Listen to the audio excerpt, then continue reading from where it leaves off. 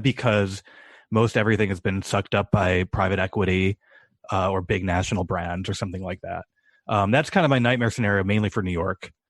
I don't know what it looks like after that. Like there aren't, laundromats and bars and bookshops and there aren't those things anymore. I don't know. Like I don't know what it looks like.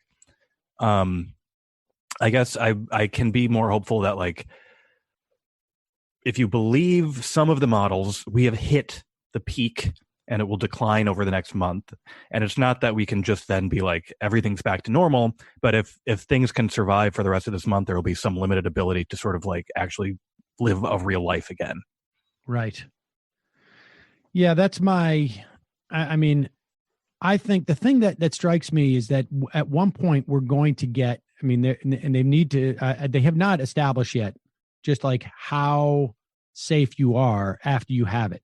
Yeah. I've seen, like competing, the general overview seems to be that once you get it, the antibodies are going to be strong enough for a year at least. Yeah. Right. And I've also seen some things that said like only 2/3 of the people are going to have antibodies that are going to be strong enough. Yeah. I've seen something that was like, if you have a mild case of it, you might not have enough antibodies. But I mean, I don't know. I know people working at Mount Sinai are like testing the, having, I think, like some good results with plasma from people who recovered in terms of boosting the antibodies in people. So I don't know. I mean, the one thing that has been after the sort of huge institutional bureaucratic political fuck ups from January through the beginning of March, it does seem like it's been all hands on deck in like the science and medical community to like an unprecedented speed at which they're actually like working on treatment for this. Right. And I think we're going to go through this is obviously a very strange period we're in now, but I think the next period is going to be even in some ways more confusing because we're going to be in different parts of the country. Yeah.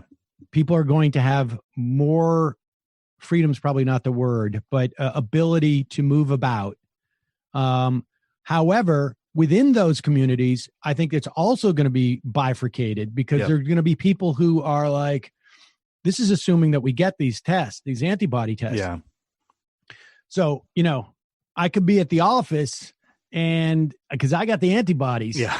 But Alex Perrine's still in his house. Right. Sorry, buddy. And, I got my certificate on my Tinder profile. I'm okay. Right. But Yeah. if you don't have yours, forget it, and then we're going to go through, invariably in different places, not guaranteed, but certainly outbreaks, right? There's going to be another wave and it's going to be like, we're going to get an order where like schools are closed starting on Tuesday for 3 weeks. Right. What? We're going through this again? Yeah. I mean, that, and I think that's going to last for, we're going to be within that window, maybe for 18 months from now. Yeah, exactly. I mean, who knows? I mean, this is all just a speculation on my part, but it sort of feels like it's hard to imagine like it's a clean type of like this part of the country, we're good. And that's it. Yeah. Yeah. No. And if you want to say it's been here in New York, it's, what did the Times say that came from Europe? It's been here since January. Well, that was they reported. And so you can then from there assume it has circulated very widely in New York, and that we will discover, if we get reliable testing, that a large percentage of the population has been exposed to it, and then we'll see if they have antibodies or not. But like opening things back up again also means like people entering and leaving the city, and then like that we can't we can't actually wall it off. We can't do that. So there's still going to have to be, I think there will be rolling regional shutdowns. And again, this is the question where I come back to, I see Cuomo like talking to the cameras every day. And I'm also wondering so one of the things that happened in January and February was, people like Andrew Cuomo didn't do very much to prepare because it was supposed to be the federal government's job, and the federal government was doing nothing.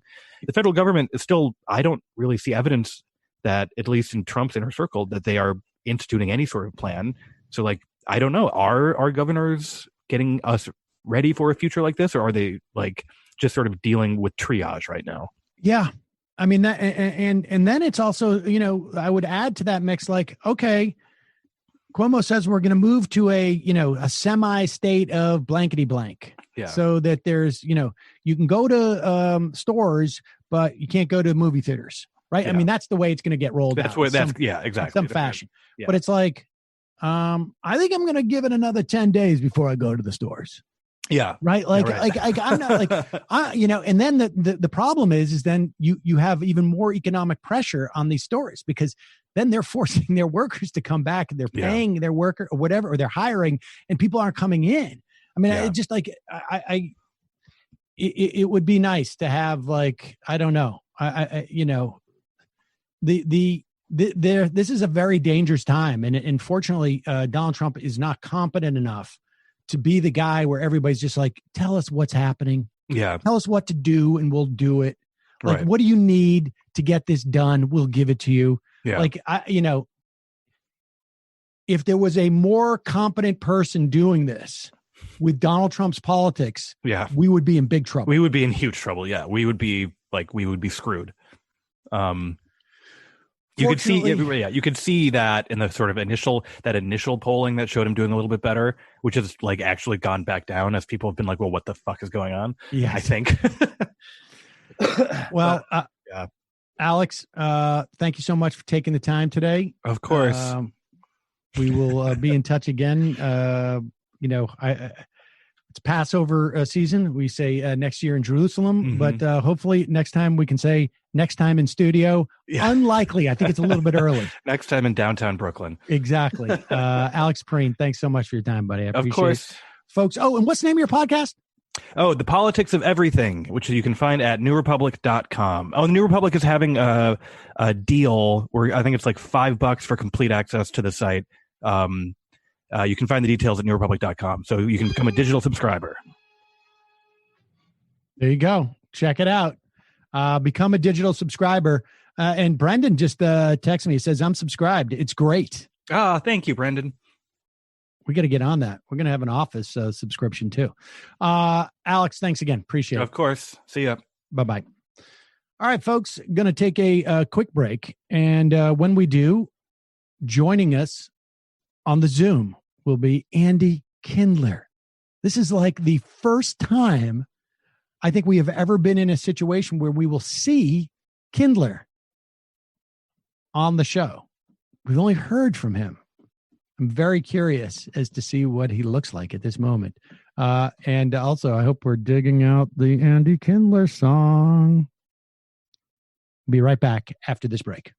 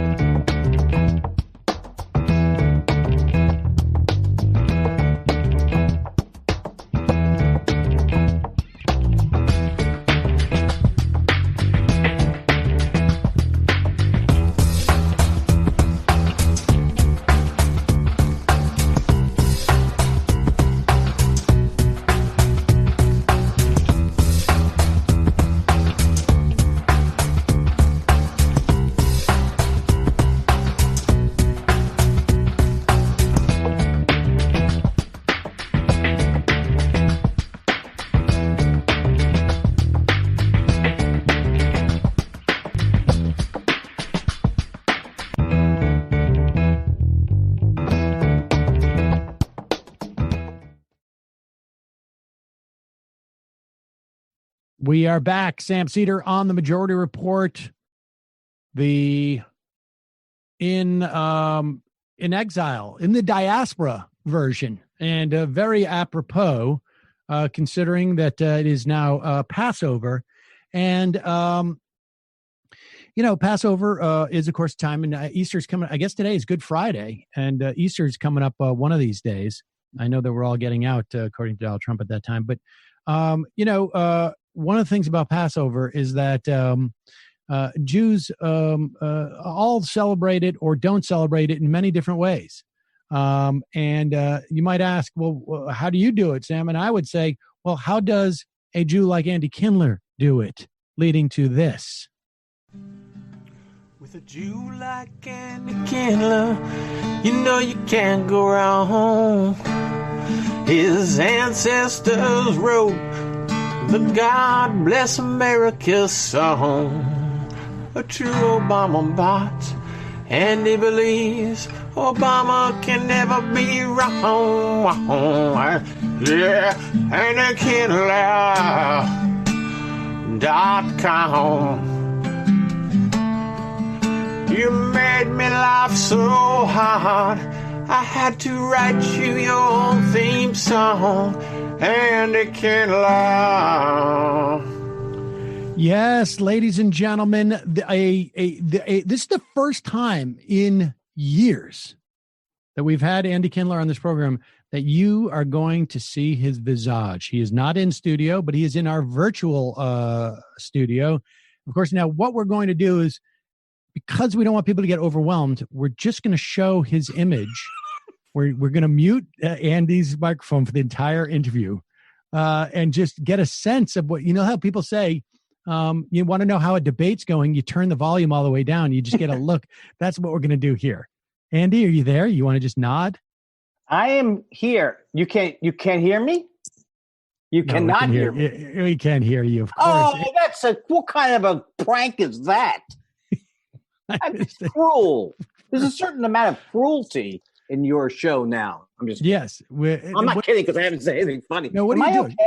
Okay? I was going to say, what are you trying to? Are you checking? To increase the comedy. Well, this is the greatest thing that's ever happened. You're looking. I haven't lost one gig yet. I have no effect to my schedule at all. Even when I do my club shows, same attendance that I would normally get. This has been the great equalizer for you and everyone's career. You now have as busy of a touring schedule as the top comics in the country. That's exactly. Finally, my concept of half a house tour is going to take off. Never 30 to 40 people can't be wrong. There you go. And you've been using Zoom a lot because